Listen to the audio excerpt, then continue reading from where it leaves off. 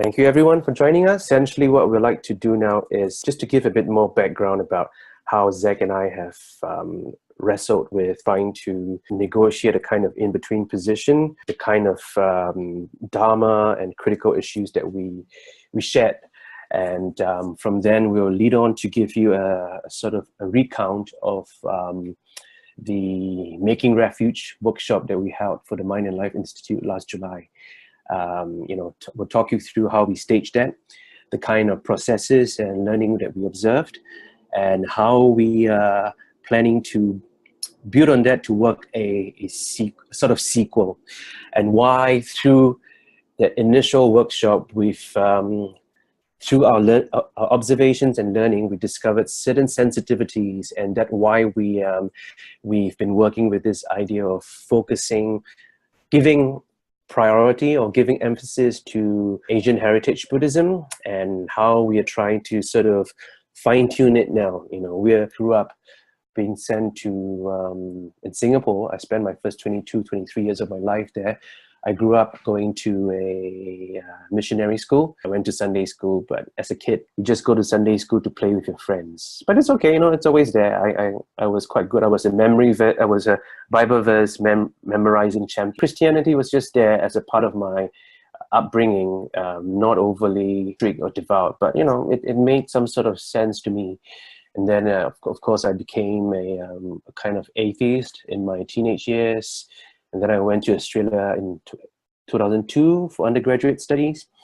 And shortly after, I discovered Buddhism. So the kind of Buddhism that's, I would say, has been the kind of Buddhism that circulates through popular discourses that have been significantly influenced by American Buddhism. So the Insight tradition, Jack Confused, these are the popular discourses that are the entry point for many people. I encountered these sort of English translations. It resonated with me. It was explained in a way I could understand. Even though I grew up in Singapore going to Sunday school and etc., Buddhism is just there. It's there in the materiality of life there. It's not just a set of discourse or it's not in text. It's not located in text. It's lived as an everyday thing. You see it everywhere. Little shrines at the side of the road. A Buddha just in a common area. Shrines to Guan Yin everywhere. It's everywhere. It's just in the materiality of life. You see it every other. In Singapore, we have huge public housing estates. 80% of the 5.6 million people live in public housing estates. Every other night, chances are you could encounter a funeral wake in the shared common area. It could be a Taoist funeral, it could be a Buddhist funeral. The smell of the incense, the lightings, everything, it's just there. It's in the materiality of life. I experienced Buddhism in that manner, even before I encountered the English translations. I experienced it as a matter of a lived materiality. It's there in the family home. There's an altar of Guan Yin with my grandmother's home. She would give me little amulets from the temple. I didn't know how to make sense of it, but it's something my grandmother gave me. I accepted it. She was lovely, and when my grandparents died, we had a Buddhist funeral with chanting. When I first chanted with Zach, I had a lot of feelings of, oh God, that's how it was like when I was as a child trying to get through the really, really tedious funeral rites of endless chanting. It just had horrible memories for me. I was just a kid, just kneeling there, and everyone the monks are chanting something. I was like, oh God, when is this going to finish? But I had to do it because it's part of my ancestry. I didn't choose it. I had no choice about it.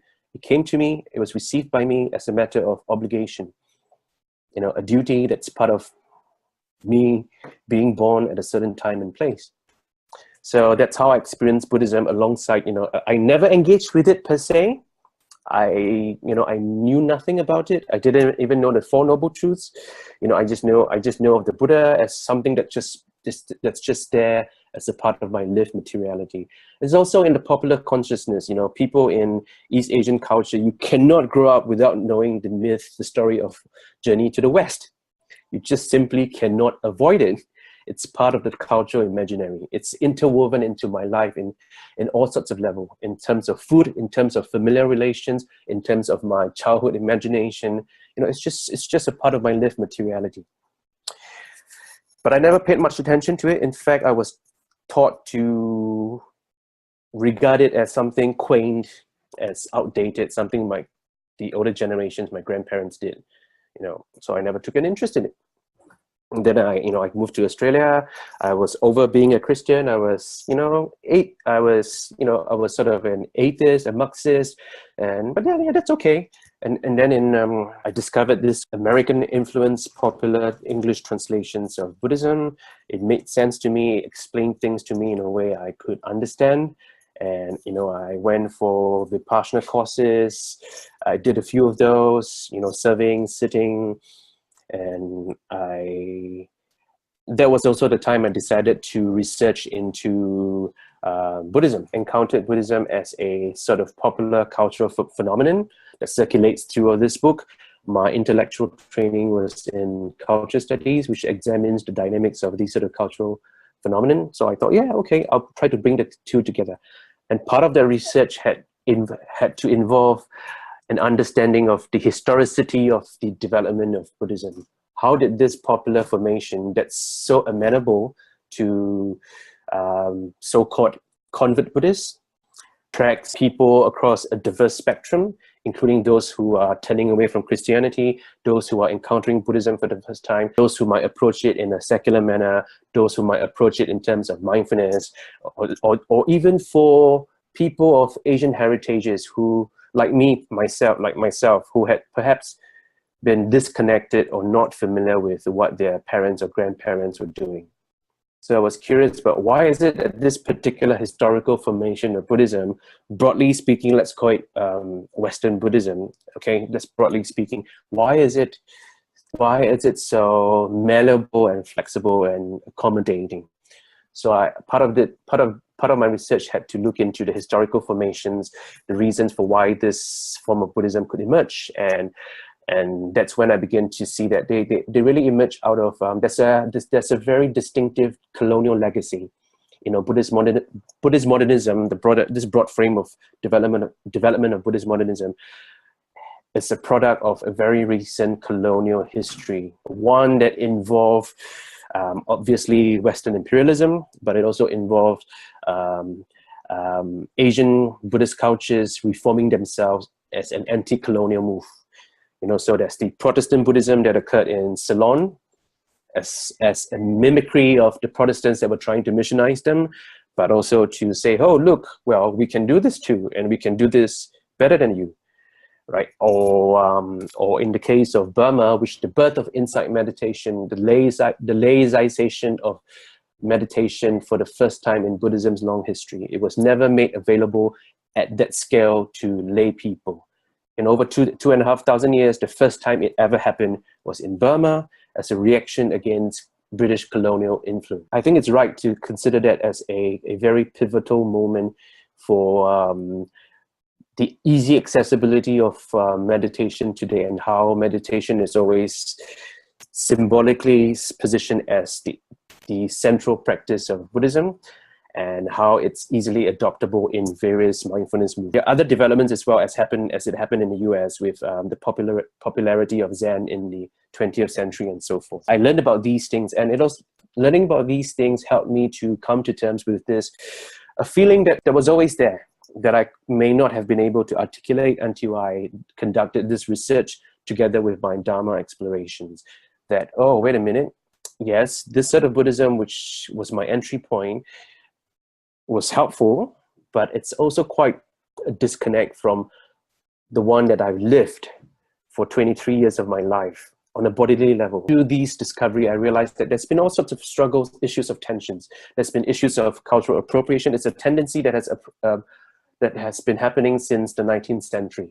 I've noticed these things. I noticed myself being mirrored in those remarks that colonialists would make. Oh, the Buddhism in Asia has been adulterated. It's just full of cultural baggage. I myself harbored these sort of thoughts despite having lived these things.